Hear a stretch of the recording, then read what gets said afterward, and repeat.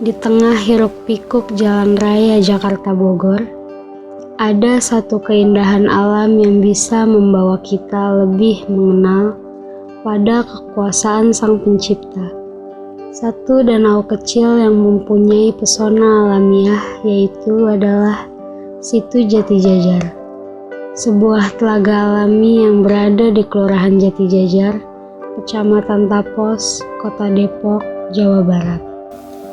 Situ Jati Jajar merupakan situ alami dan sudah ada sejak agama Islam masuk di wilayah Jawa Barat, khusus di Kota Depok berkisar abad antara 15 dan 16. Awalnya, Situ Jati Jajar ini bernama Situ Rawa Badak, karena pada zaman dulu banyak warga yang memelihara kerbau, yang biasa orang awam menyebutnya badak. Dari zaman ke zaman, situ ini mengalami perubahan nama yaitu Situ Jati Jajar. Alasannya karena banyak pohon jati yang tumbuh di sekitar dan situ ini terletak di Kampung Jajar. Akhirnya, situ ini diberi nama Situ Jati Jajar yang terkenal hingga saat ini. Assalamualaikum warahmatullahi wabarakatuh. Selamat siang dan selamat beraktivitas. Dengan saya Maya Sari. Saat ini saya sedang berada di Situ Jati Jajar, yang lebih tepatnya di Kelurahan Jati Jajar, Kecamatan Tapos, Kota Depok. Situ Jati Jajar merupakan salah satu tempat yang mendukung kebijaksanaan pemerintahan Kota Depok terkait dengan wisata air, rekreasi, edukasi, dan sejarah yang berada di Kota Depok. Mari ikuti ulasan selengkapnya. Situ ini bisa dikatakan terlihat begitu hijau. Untuk situ atau danau yang berada di dalam kota yang dikelilingi oleh rumah-rumah, berkesan lebih kumuh dan air danaunya penuh sampah. Namun, Situ Jati Jajar ini masih dipenuhi pohon-pohon seperti hutan dan airnya bisa dikatakan tidak ada sampah. Tidak banyak orang yang berada di sini, bahkan yang mancing ikan pun tidak begitu banyak. Di Situ Jati Jajar ini terdapat rumah makan dan warung-warung kecil, serta terdapat tempat untuk bermain air yaitu bebek goes. Untuk permainan murah meriah dengan harga Rp15.000, sudah dapat menaiki permainan tersebut dan mengayuh mengelilingi situ. Area Situ Jati Jajar ini luasnya sekitar 6,5 hektar, namun setelah direlokasi luasnya menjadi 8,5 hektar. Menurut warga sekitar, situ tersebut terbentuk karena alam itu sendiri. Di dalam area tersebut terdapat musola yang sudah ada sejak zaman Belanda. Di sana juga terdapat makam, yaitu gundukan tanah dengan batu di atasnya, sehingga warga zaman dulu menyebutnya sebagai petilasan. Dari cerita warga sekitar, konon dahulu musola tersebut adalah tempat persinggahan para wali. Nama musola itu sendiri diambil dari nama situ tersebut, yaitu Musola Al-Karomah atau Keramat Jati Jajar. Situ Jati Jajar juga merupakan tempat religi pada zaman dulu, karena penyebaran agama Islam di daerah Jajar dimulai dari situ ini. Dulu pernah ada mitos jika tidak ingin terkena sial, maka harus menjaga etika dan tutur kata jika berada di situ ini, terutama di daerah Keramat. Keramat adalah sebuah musola yang bernama Musola Al-Karomah, atau orang-orang sering menyebutnya dengan keramat, karena di musola tersebut terdapat sebuah petilasan, hanya sebuah batu yang berbentuk seperti makam. Petilasan Situ Jati Jajar merupakan makam Raden Wanayasa, putra Bagus Wanayaba, dan Nyimas Linggarjati. Ini adalah cucu dari Penembahan Senopati. Raden Panji Wanayasa berjuang untuk kerajaan Mataram. Di bawah Raja Sultan Agung Hanyokrokusumo, yang tak lain adalah sama-sama cicit dari Penembahan Senopati, yang merupakan pejuang bangsa di Palangan Batavia untuk melawan VOC pada tahun 1625 sampai 1629. Bagus Wanayaba dan seluruh anak-anaknya, Utari Sandijayaningsih, Raden Panji Wanayasa, dan Dewi Sekarinonse menjadi komandan Telik Sandi Mataram di Batavia.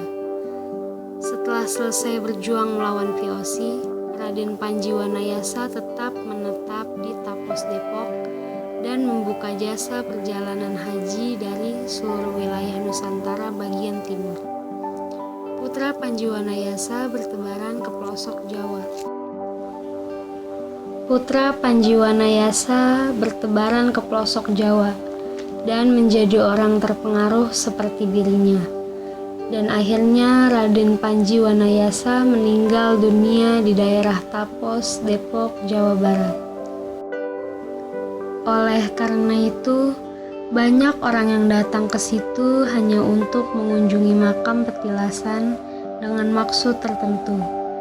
Dan juga terdapat mitos bahwa terdapat potongan tubuh jawara Betawi atau lebih sering dikenal sebagai si Pitung yang belum terbukti kebenarannya.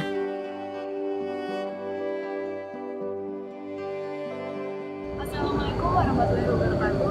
Saat ini saya sudah bersama dengan Bapak Iwan yang akan memberikan informasinya mengenai dengan Setu Jati Jajar dan hutan lindung di daerah Jati Jajar ini. Sebelumnya saya akan memberikan pertanyaan kepada Bapak mengenai Setu dan hutan lindung. Dan hutan kira-kira jenis tumbuhan apa saja Pak? Dan di dalam hutan apa saja jenis hewan? Itu ada hewan apa saja?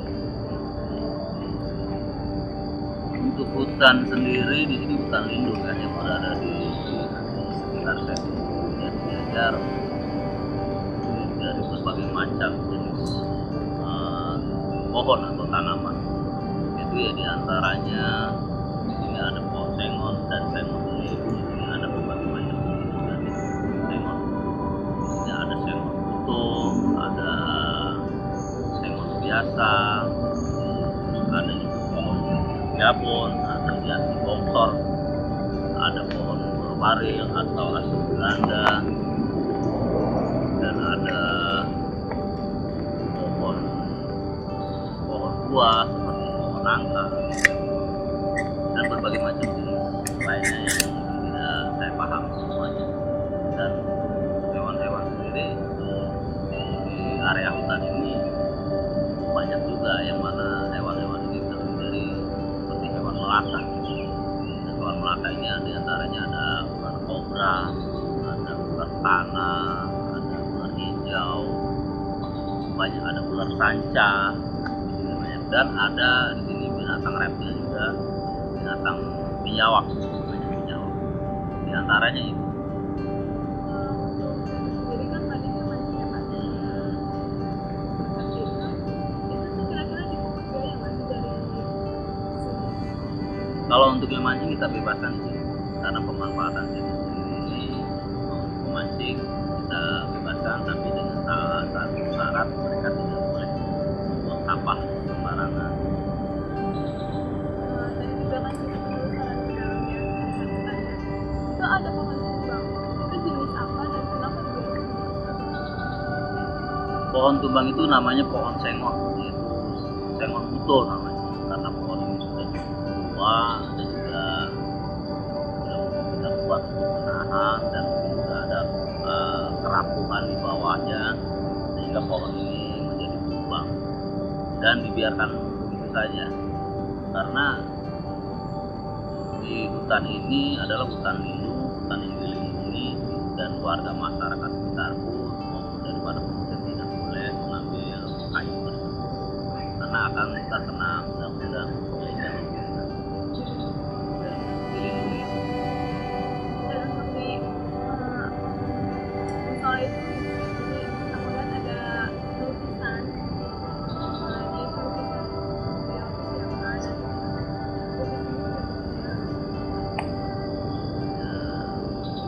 Masih belum ada